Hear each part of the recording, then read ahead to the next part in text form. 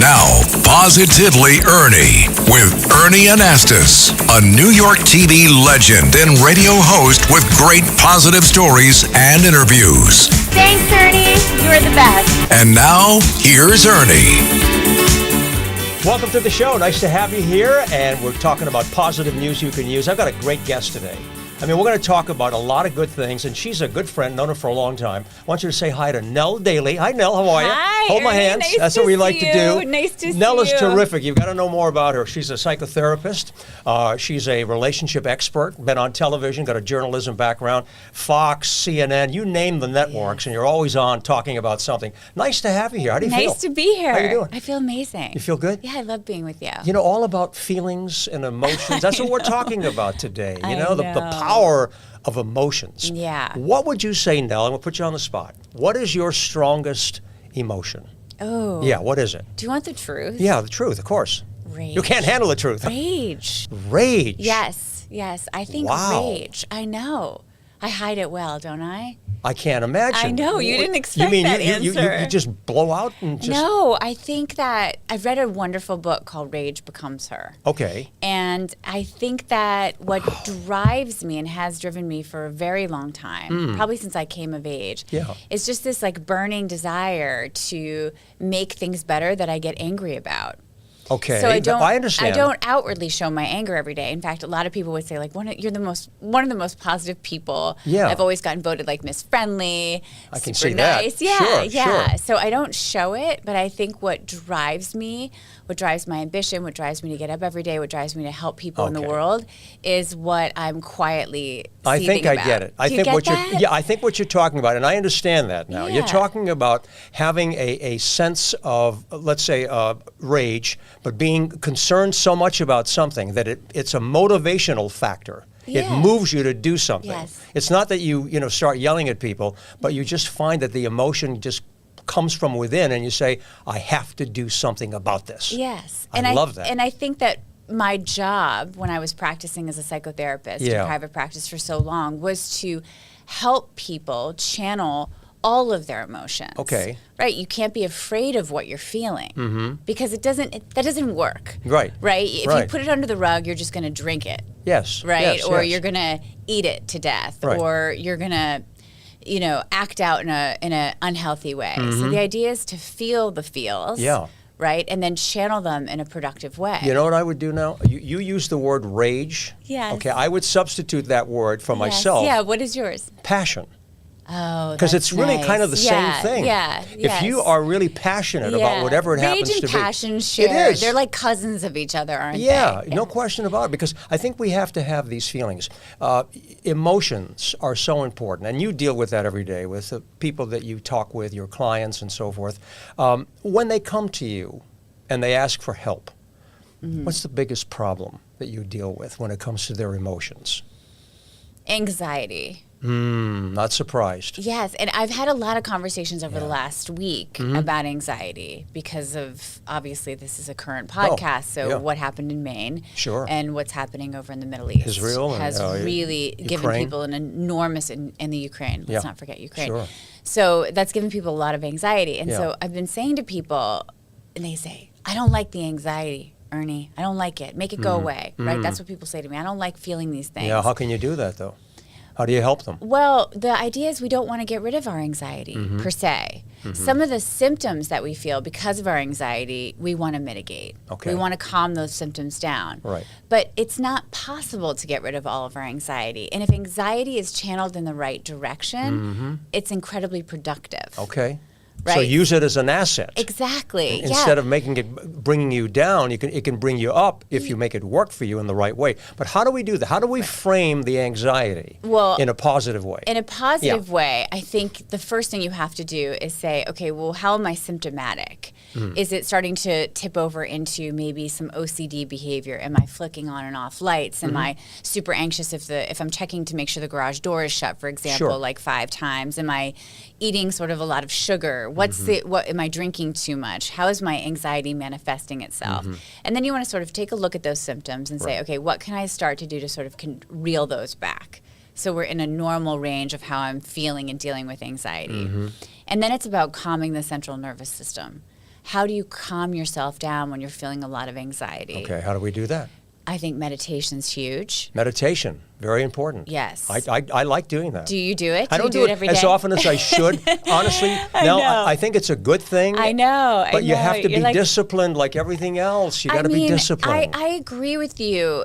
Because I go on and off the bandwagon of actually meditating myself.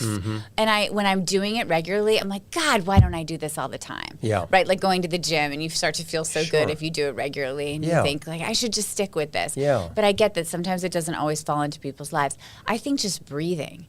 Just deep breaths throughout the day. Right. These are very small things. You've heard me speak about drinking a lot of water. Yeah. I think hydration is a massive issue. And if you're dehydrated, you're going to feel more anxiety. Hands down. Yeah. People were coming into me with panic attacks. The first homework I would give them is say, drink 7 glasses of water today. Yeah, stay And then I hydrated. want you to call me later tonight and tell me how you're feeling. And then any sort of small spiritual practice. For the last 3 months, I've been going back to church on Sundays. I had kind of strayed away from it in part because my kids are at an age where it's difficult to get to church. And I just made a commitment, and every Sunday I'm heading to church. You're good. And that has really grounded You know me. what? That's so important. And we've all, done interviews with people talking about this subject. Spirituality is very important. A lot of people shy away from it. And there are saints who are walking the streets who have never been in a church, a synagogue, a mosque, whatever.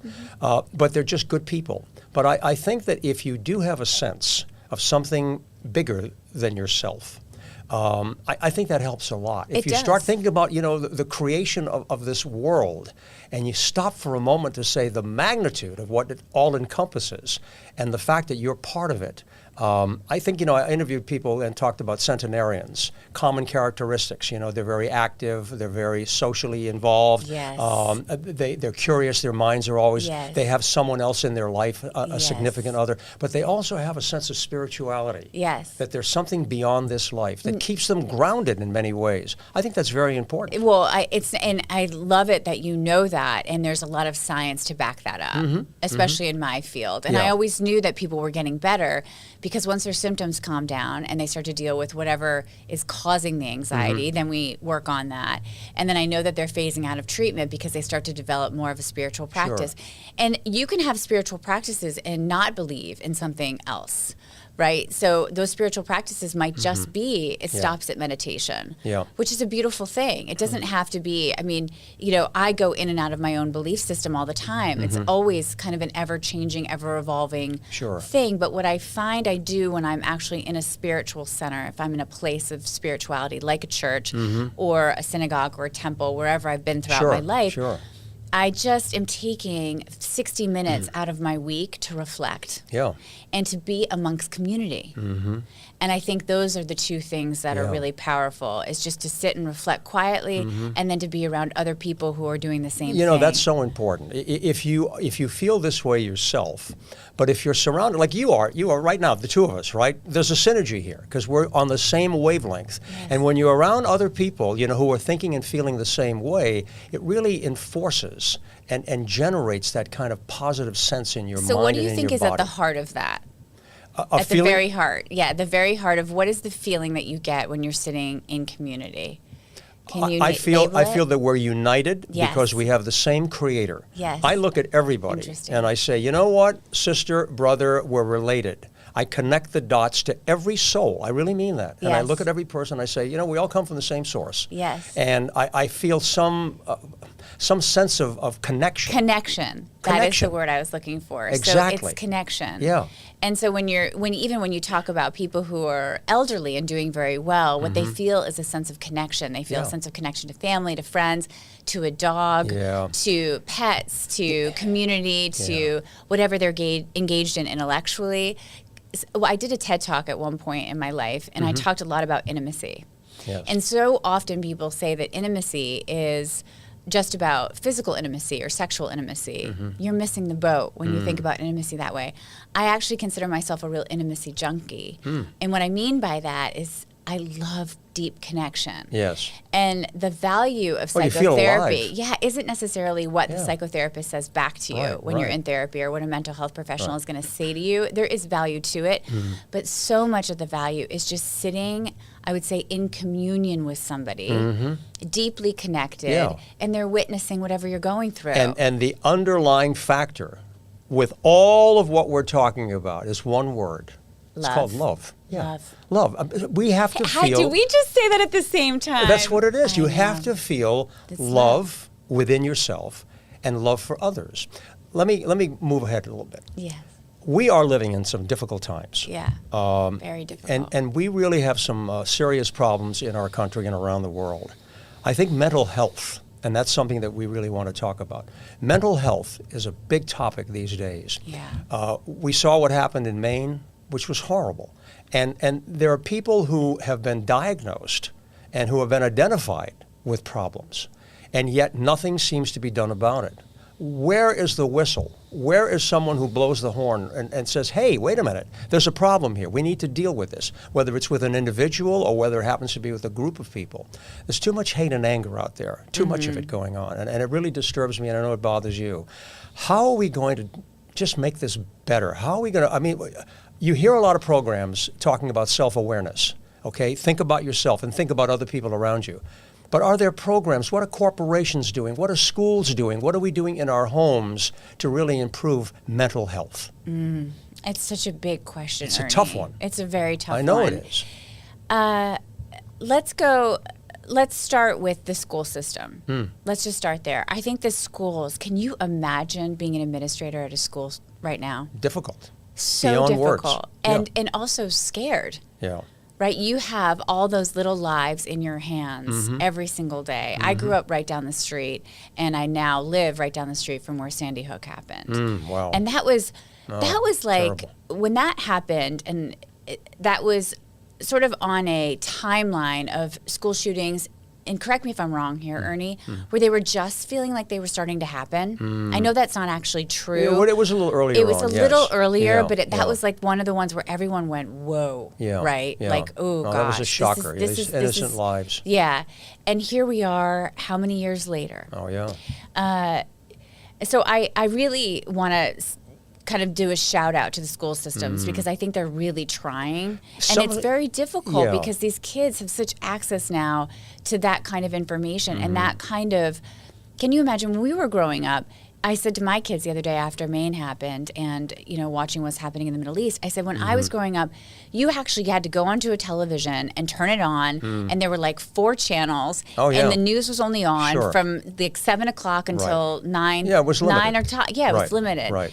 And so now they have all of this information coming to them. How does even a parent protect their child or protect their child's mental health when they have access to the news 24/7 and they're young? Yes, they Kids are. Who have cell phones and those are young. images are so vivid and so strong. You know, a lot of schools, there are 12 states right now that have mental health days for young people in school. Yes. They can take a day. Hopefully they utilize it, you know, to their benefit, but to be able to calm down, relax, and regain themselves. I think that's important. 1 out of 5 adults in this country has some type of a mental issue. 50 million Americans. Talk about young people. What about the impact of social media? You turn around and you're looking to see what's going on and you're reading a lot of these negative comments. I mean, you know, I love information. I mean, we're both journalists. We love communications, and I love the information age where we have access. But it's also a negative, too. Now, let's just talk a little bit about the negativity on social media, a lot of things that are being said, a lot of things that are being shown that are really devastating and can trigger that kind of bad reaction for people who do have a mental issue. Yeah, of course. And I think that, you know, going back to just even the beginning of mental health days for students, I let my children take them, but I plan them out with my kids. Every once in a while, they'll wake up and say, I'm just really tired. And I'm very cognizant that kids go through growth spurts at different times, and I have young teenagers, so sometimes you can just look at them and say that they just need to sleep and grow today. And they'll sleep till noon, right? And I just let them have a day off. But generally, I try to plan it with them because I want the time with them. It's a special time with mom or dad, whoever their caregiver is, to be able to take them out to lunch during the week and really connect with them and actually sit down with them and say, what are you looking at? How do you feel about these sorts of things that you're seeing coming through your phone? What are you guys discussing in school? How are you discussing it? So I think that it's so important for adults to be involved in these kids' lives and really important. helping them process all the feelings that they're seeing. So that starts a kid off on the right trajectory. In terms of what businesses are doing, they're trying to implement programs. I mean, I get called all the time about, hey, can you consult? Can you come in? What kind of program can we do? So what kind of programs do they look for? What do they implement that could be of benefit? I think that there's a lot right now around diversity and inclusion, which I think helps people, right? If you feel like you have a seat at the table, again, this is about connection. It's about being seen. It's about being heard. And then there's the more general practices that companies are starting to implement, which is teaching their employees how to meditate, the importance of exercise, the importance of good nutrition, the importance of a work-life balance, feeling connected why so many people are working virtually. Sure. That's also an issue. That's a challenge right there. You know, the other thing we have to do too is, okay, I love the phone, right? I mean, I'm on it a lot, but we have to put this thing down. We have to be able to have more of this eye-to-eye contact with each other. Families have to be able to sit around wherever it happens to be, whether it's a dinner table or somewhere else, where we can just look at one another and talk. Yes. And just get away from the devices. Now, I'm sure that, with a lot of the clients and people that you talk to, that's a problem. Being able to just communicate, disconnect. just talk, disconnect. To disconnect enough, yes. And actually, even before we started this podcast, I thought, do I keep my phone on? Now, you had your phone on the table. Yeah, I put it here. But I just watched us talk about how this is not really disconnecting. This is not really us being present, because there's always this thing here that's gathering information as we're talking. So technically, what I should have said is, hey, Ernie, what happens? Or how do you feel if we just put those phones away? Yeah. Like really away. They're not even on the table. That makes a difference. If you're out to dinner with people, I try not to keep it on the table unless something very important is going to come in. Generally, it has to do with my children and not work. Well, okay, that's a good point. And then I stick it in my purse. Yeah. But even sometimes I say, you know what? They're going to have to ask somebody else where their clothes are, where their cleats are, you know, who's making dinner. Mommy's not available right now, and that's really healthy for me to have that boundary with them. Absolutely. Nell, I'm sure you hear a lot of this too. There are so many people that say, I wish that I didn't have to look at all of the social media that's on here. I see all of the parties that are going on, activities that people are doing, and then it makes me feel like I'm not doing anything. And it makes me feel less of a person. You feel the FOMO. Exactly. Yeah. And so, how do we counter that? Well, what can we do to get the message out to people that they don't have to feel this way? I mean, they're going to see it. They're going to read it. Yes. But the question is, how do you deal with it? I have a very relationship expert. I think interesting response to this that you're not going to hear every day. Yeah. So you said that when you're sitting in church, you feel connected to everybody, that everyone's your brother and sister. I don't feel FOMO because I'm so happy for the people who are experiencing those things. Okay.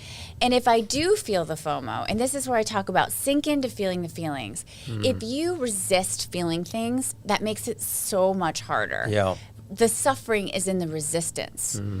The peace is in the acceptance. It doesn't mean accept things that are happening that are bad to you. You want to then translate that into creating positive change for yourself. But it is about saying, okay, what am I taking in here, and can I sit with it? Can I just feel it?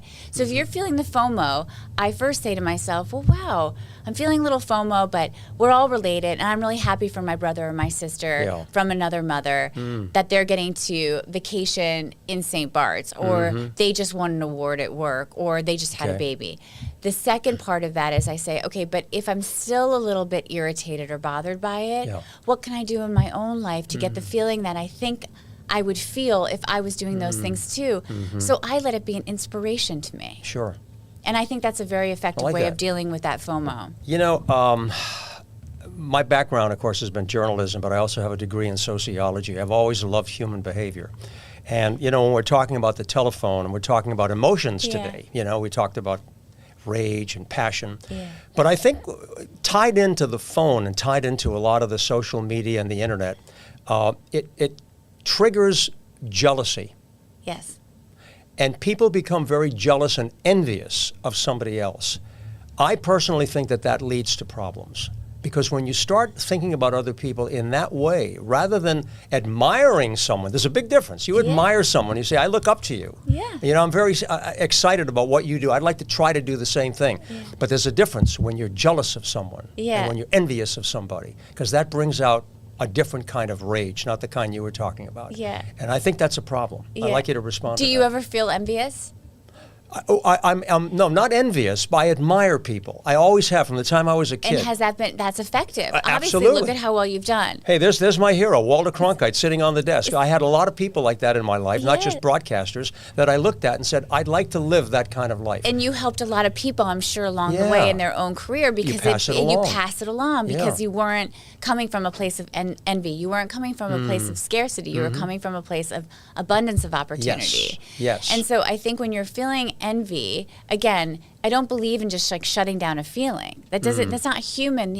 We're meant to play the full range of the piano motions. Okay, so take a look at it, right? Take a look at it and and say, what like, it is. what is this? And is it going to be productive for me to just continue to feel envious and negative and talk to everybody about like why do they deserve that and why haven't I gotten that and sit in a place of victimhood? Or is it to say like, what are they actually doing that I'm envious of?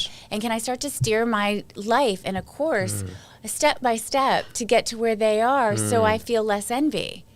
I love this conversation. I hope everybody out there that's watching us right now is enjoying it and getting something out of it. That's the reason why we do this.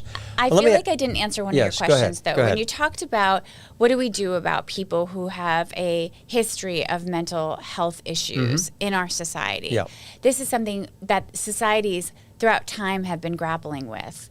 And I think it's important to know, and I'm going out on a limb here a little bit, but I know other people feel this way as well.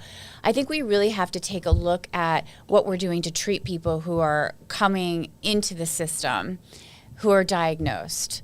What are the psychiatric drugs that we're giving people and how are they actually helping or hurting people? Some of these drugs do cause a propensity for violence. I don't know enough about the main shooter case, so I can't speak on that. It would be clinically irresponsible for me until I had a case file in front of me, until I was around with other people who were very smart, saying, okay, what kind of either went well or wrong here in this person's treatment, and how can we prevent anything like this from ever happening again? I think that's what bothers a lot of people is that, why don't we catch these things before? It's so hard to even talk about, Ernie, right? It's our responsibility to other human beings who are mentally declining and to each other as a society to make sure that these things don't slip through the cracks. But when you talk about the statistic of how many people are actually suffering with anxiety and depression, suicidal thoughts, schizophrenia, bipolar, any of the major diagnoses that we're seeing, drug addiction, propensity for violence, access to guns, I think that we obviously haven't figured out a system where we can catch people before they commit these kinds of crimes. We have to do that, though. Yeah, we have to do it, and the system is so flooded. And I think the emphasis on mental health has gotten much better than it has been in the past. I mean, when we were growing up, if I said to my parents, I have a problem with my mental health, my parents would have laughed at me. Yeah, they would have sent me up to my room and said, "Go do your homework." So we're getting better about talking about it. I hope so. But we go. still need to do something about it. And I ask for leadership. That's one of my pet peeves. Where are the leaders here? You talked about Sandy Hook, and now we have Maine, and everything else in between. Why does it take so long to get anything done? It doesn't seem that anything happens. And that, to me, is where leadership has to come into play. We need people who are going to sit back and say, look, no self-interest here. What's the best thing for our country? What's the best thing for our society? We need the bigger picture. And I think that that's being overlooked so many times. I'm so happy you said that, because before we sat down for this conversation, you said, what is great about America? And what do you do with your pain? What do you do with your rage? What do you do with your passion? And I wrote down on this piece of paper. Yeah, go ahead, because we talked about that. Going into politics. Going into politics. Leadership. We need good people. We need people to hit a place where they're so enraged or sad or have a level of expertise that they can contribute, where they feel, because all of this stuff, whether it's Maine, whether it's Middle East, anything that's happening in the world, it makes you feel powerless. Of course. Right? You just feel like I have no power in the face of the situation to change anything. But I think you can, as a human being, hit a tipping point where you say, what is my obligation? Yeah. to give back and to say, actually, no. Take some action. I'm going to take some action. Yeah, I think you're and right. by the way, you say it doesn't have to be self-interested, but what happens, and we've studied this, how much better you're personally going to feel if you join a community that's like-minded, whatever your political beliefs are, and you join that community, you start fighting for whatever beliefs or rights that you want to see in the world, whether it's like to increase mental health benefits for people who might not have it, whatever is your cause. Right. You feel a sense of community within those people, right? And then you also feel good because you're doing something and you don't feel so powerless. Yeah, you know, I think, you know, it's important for people to always understand that you don't give up. You may feel helpless, powerless, and feel like I'm not going to really make any difference here, but you can. And you talked about going into politics. We do need people who are really, but someone out there is listening and saying, I'd like to go into politics, but it's such a machine, it's such a controlled machine that I can't get in. I can't break through. I don't want to believe that. Start local. Start local. Start in local. your community. Start in your community. Right. Tip O'Neill said that. All Yes. politics is local. That's where it It's starts. beautiful. And by the way, they need people. So Yes. I very rarely talk to anybody where it's like, we don't need you. They need the help. They need, a lot of these positions are unpaid, right? Yeah. And by the way, this is such a great topic because we have our elections coming up. Yeah. Right? That's where you can hear your voice and count. Not only can you vote, but Yeah. you can also go in and say, how can I be of service? Yeah. And being of service in the sort of ticking the box of what helps your mental health is being of service, All right. is contributing. So let's end on a really good positive note. Yes. Okay. There's so many things. What you can do. we say to people who are watching, people who are listening, to say, okay, you know what? This is why you should feel good. This is a reason or a couple of reasons why you should feel good about yourself and feel good about life and the future. All right, Nell Daly, you're on the spot. What do you say to that? I say, if you're asking yourself that question, start small and then go big. So list out, and I know it sounds so cringy for most people, and you hear it all the time, you read about it all online. Yeah. Start with a gratitude list. Gratitude. Just for the simplest things that you love. Just give me 10 things. Yeah. Give me 5 things, Yeah, Ernie, right. that you just feel so grateful for, whether Oh, it's I your agree with health, that. whether it's your kids, whether it's your wife, whether it's your home, whether it's just access to clean water, just whether it's just even your breath, your job, whatever it is, just start with your gratitude list and then get bigger. Say, what am I grateful for in my community? Yeah. What am I grateful for as an American? Yeah, and that's important. What am I grateful for as a world citizen? Yes. To keep yourself in that place of gratitude helps keep you positive. And I totally agree with that. Make that list, talk about it, but also share it with somebody Yes. so that you get the feedback and you get that kind of camaraderie that says, you know what, we're in this together. Again, going back to our original, connected. And if someone's moaning Connect. to you, Yeah. right? If you've Yeah. got a moaner, and everyone lives with a moaner. Yeah. Someone's got like you, right? Everyone lives with a moaner. Right, exactly. Oh my gosh. Yeah. And if you have somebody who's like moaning to you, you pull out that You gratitude got list it. right away and say, you know what, I hear what you're saying, but why don't we try to flip the script? You bet. Let's get back into civility and respect for one another. And that, a little joy. You bet. Turn on Find some the music. happiness. I know how much you love your Love music. music.